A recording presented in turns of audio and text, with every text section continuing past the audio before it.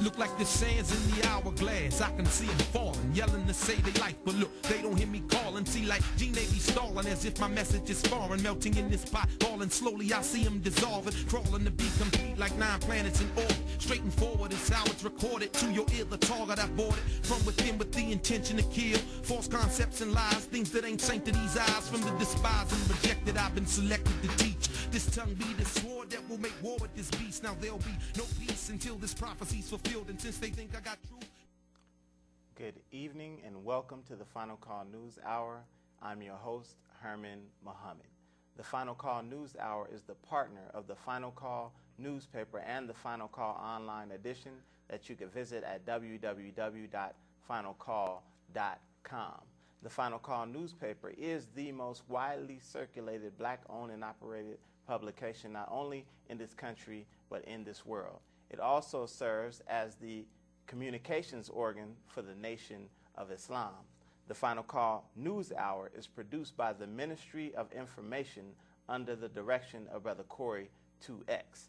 The Ministry of Information was born from the Millions More movement, which was launched in October of 2005 in order to ensure a future for all of our people. The overall mission of the Final Call News Hour is to provide an alternative source of news and commentary to our viewers. This is needed because although it is said we live in a free society with freedom of press, all of America's major media, both print and electronic, are owned by 5 major corporations, which essentially amounts to a monopoly on media. So programs like the Final Call News Hour are extremely important. Now, this evening we're coming out of volume 27, number 18, which reads 935 lies, thousands of lives lost as Bush administration repeats false information leading up to war. Very, very powerful, powerful issue of the Final Call News Hour that you all should pick up. Now, my guest this evening is a brother I've known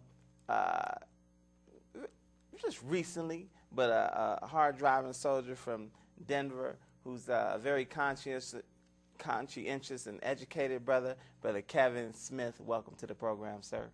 Thank you, Brother Herman, for having me on the program. Again, my name is Kevin Smith. I grew up in the Denver area, went to Denver Public High Schools, graduated from Denver Kennedy, and also went to college in Western State College, graduated there May of '90. And again, I'd like to thank Brother Herman for having me on the show today. Yes, sir. Welcome to the program, brother. Thank you. Now, we're going to jump right into it with no delay because we got some very important issues to deal with this evening. Now, the first article that we're going to deal with in this particular issue of the Final Call appears on page 3 and is written by our Brother Herman Muhammad, who's the Washington correspondent, and Brother Richard Muhammad, who's the editor of the Final Call. The article reads, War on Truth. That's the headline. Report documents falsehoods that push U.S. into costly military misadventure.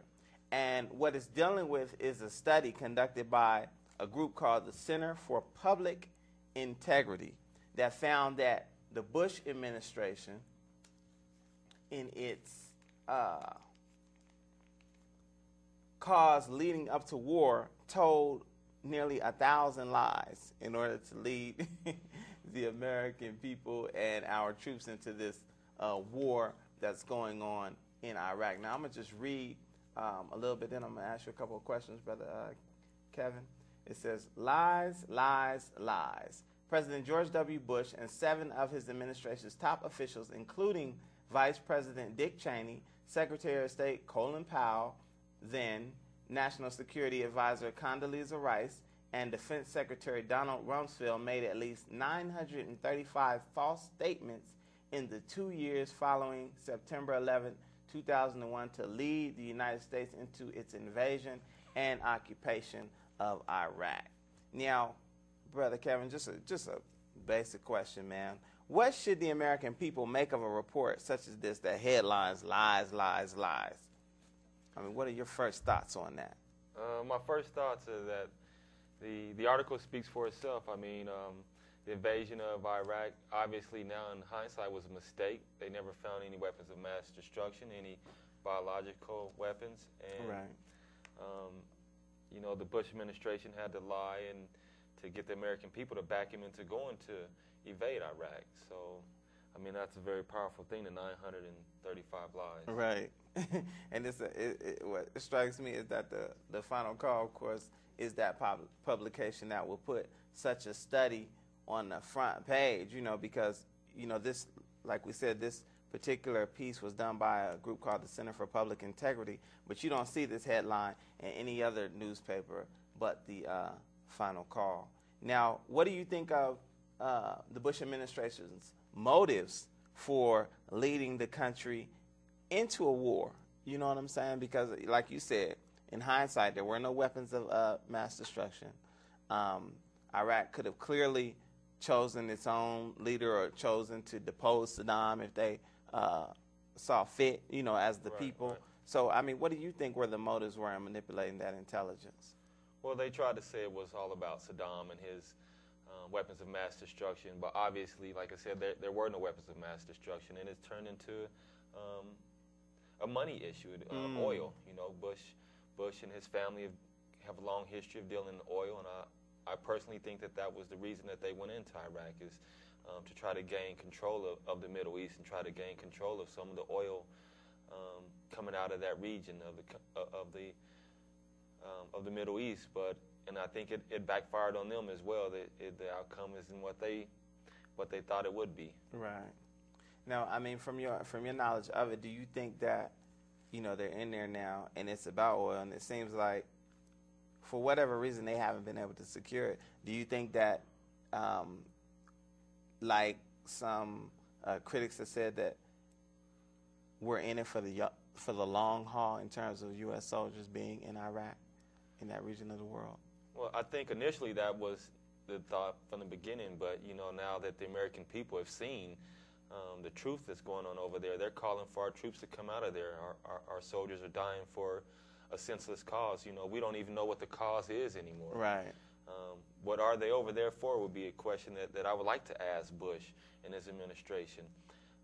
And all the people that are politicking running for president right now, one of their biggest promises are that they're going to bring the troops home, and that's what the American people want to hear. And you know, how they're going to get out of there without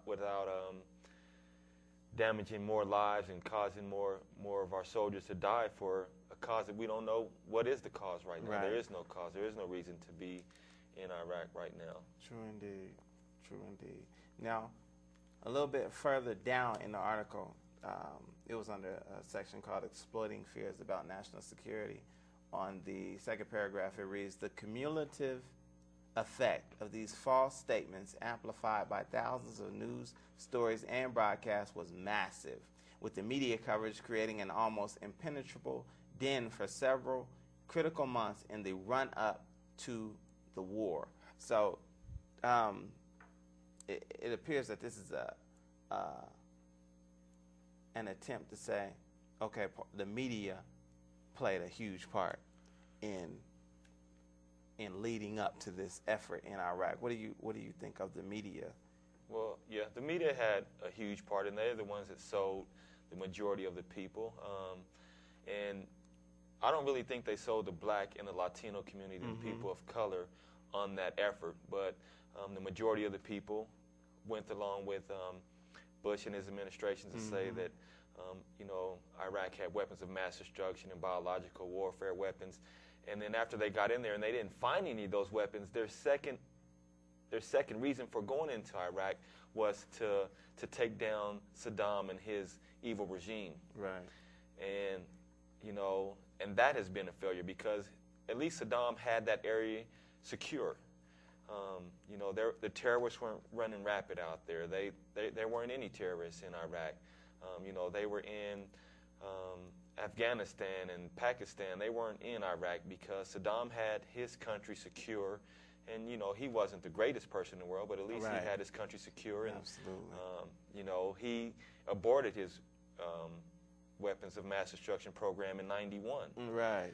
And, you know, he didn't want to let, you know, the U.S. in there to come and, you know, have a muck of his country. And that's why they justify that, oh, he won't let us in to see